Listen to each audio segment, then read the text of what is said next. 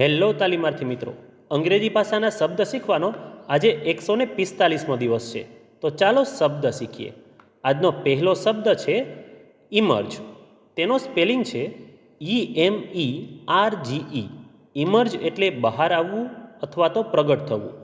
ઉદાહરણ તરીકે, the sun emerge from the clouds.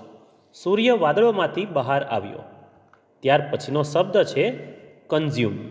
તેનો સ્પેલિંગ છે CONSUME. કન્ઝ્યુમ એટલે વાપરવું અથવા તો ખપત કરવી. ઉદાહરણ તરીકે, we should not consume too much sugar. આપણે વધુ ખાંડનો ઉપયોગ ન કરવો જોઈએ. ત્યાર પછીનો શબ્દ છે હેવી. તેનો સ્પેલિંગ છે HEAVY. હેવી એટલે ભારે. ઉદાહરણ તરીકે, the bag is too heavy to carry. થેલો ઉપાડવા માટે ખૂબ ભારે છે. ત્યાર પછીનો શબ્દ છે પ્રેશર.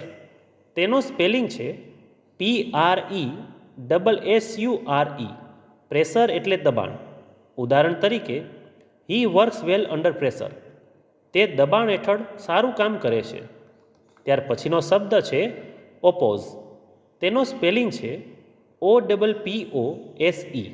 ઓપોઝ એટલે વિરોધ કરવો. ઉદાહરણ તરીકે, ધે ઓપોઝ ધ ન્યૂ લો. તેઓ નવા કાયદાનો વિરોધ કરે છે. તો મિત્રો, આજે શીખેલા 5 શબ્દો આ રીતે હતા.